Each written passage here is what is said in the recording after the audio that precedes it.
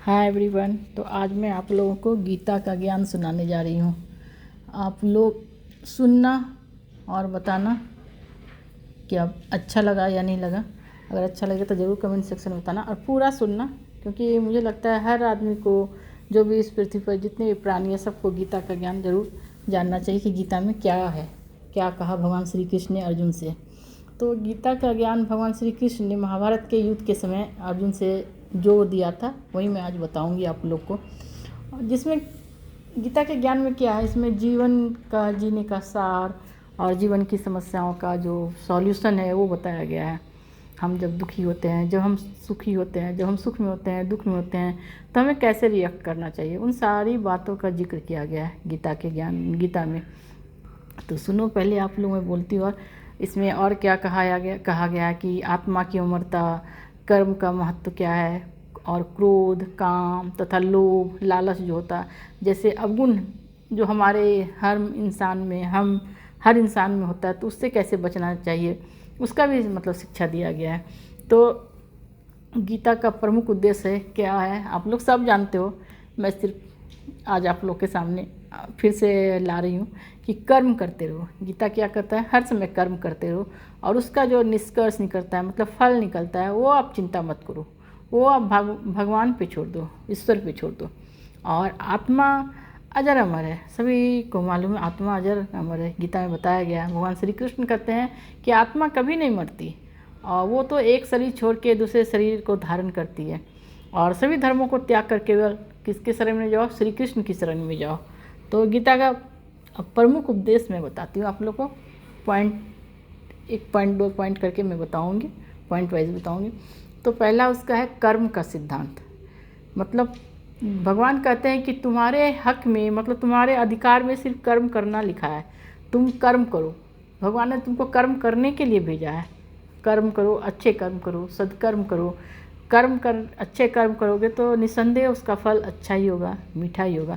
और तुम फल की चिंता मत करो, मतलब उसका क्या कंक्लूजन निकलता है, आपको क्या उसका परिणाम मिलता है, उसकी चिंता मत करो, भगवान पे छोड़ दो। आप सिर्फ अपने धर्म के मार्ग पे चलते रहो, सच्चे कर्म करते रहो। दूसरा पॉइंट गीता में बताया गया है कि आत्मा की अमरता, मतलब आत्मा अमर है। आत्मा बचपन से हम लोग सुनते आए हैं, गीता रामायण तो हम लोग बचपन से ही सुनते आए हैं। तो उसमें बोला ही गया है कि आत्मा न जन्म लेती है और न ही मरती है, और इसको ना कोई शस्त्र काट सकती है और न ही आग जला सकती है।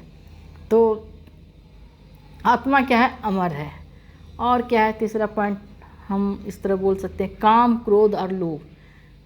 जो आदमी में काम रहता है, वासना रहती है, क्रोध गुस्सा रहता है, लालच रहता है, ये तीन जो है नरक के दरवाजे को खोलते हैं, जो मनुष्य की बुद्धि पे क्या कर देते हैं, नष्ट कर देते हैं।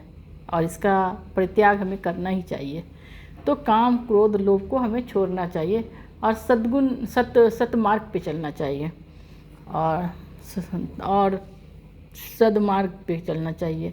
और फोर्थ पॉइंट हम ऐसे देख सकते हैं, समान व्यवहार। समान व्यवहार मतलब जब हम सुख में हो तो अधिक सुखी ना हो, जब हम दुख में हो तो अधिक दुखी ना हो, सुख और दुख दोनों में एक समान रहे। तो वही मतलब मनुष्य ज्ञानी है, वही मनुष्य बुद्धिमान है, जो सुख दुख दोनों को एक जैसा ले, ना तो ओवर एक्साइटेड हो सुख में और ना ही बहुत दुखी हो दुख में। सब भगवान पे छोड़ दे, भगवान सबको पार लगाता है, सुख में भी दुख में भी भगवान साथ देता है। परिवर्तन, और क्या एक पॉइंट हो सकता है, परिवर्तन हो सकता है। तो परिवर्तन जो है संसार का, हमारे इस संसार का, इस दुनिया का नियम है। हम लोग जिसको मृत्यु समझते हैं, लेकिन सच्चाई तो वही है जीवन की, आप समझ सकते हो। जो हम लोग सोचते हैं हम जीवन जी रहे हैं, लेकिन ये जीवन नहीं है। जो हम मरेंगे वही सच्चाई है, वही जीवन है। तो क्या है, परिवर्तन ही संसार का नियम है। तो जिसको हम मृत्यु समझते हैं वही हमारा जीवन है। तो जीवन की सच्चाई क्या है, मोक्ष में, मृत्यु में। और शरण में हम भगवान के शरण में, अच्छे धर्मों के भगवान के शरण में ही जाएं तो भगवान जरूर उद्धार करते हैं। तो हमें क्या, ये धर्म मानते हैं, वो धर्म मानते हैं, वैसी कोई भी धर्म को मानने की ज़रूरत नहीं है।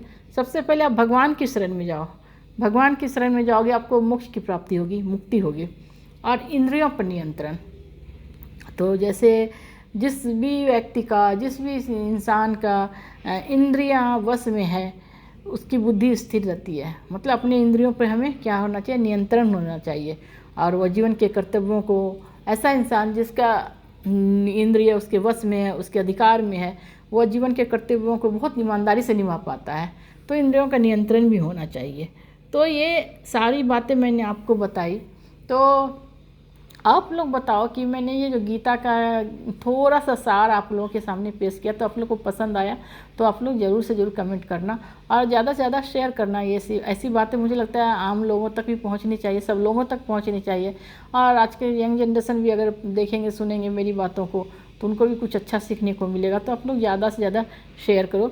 सब बातें सबको मालूम होती है, मैं सिर्फ आप लोगों को रिमाइंड करा रही हूँ। और मैं अभी थोड़ा थोड़ा ऐसे भगवत गीता में थोड़ा सा मैं पढ़ती रहती हूँ, तो इसलिए मैं सोची चलो आज इस पर कुछ बोलती हूँ आप लोगों से। और पसंद आए तो ज़्यादा से ज़्यादा शेयर करो और लाइक करो, फुल वॉच करना, कमेंट सेक्शन में बताना मुझे फुल वॉच करोगे कैसे, वो तो मैं वैसे रिक्वेस्ट कर रही हूँ आप लोग को। अगर एक बार स्किप कर दोगे तो दोबारा देख लेना फिर से आप। चलो बाय एवरीवन, टेक केयर।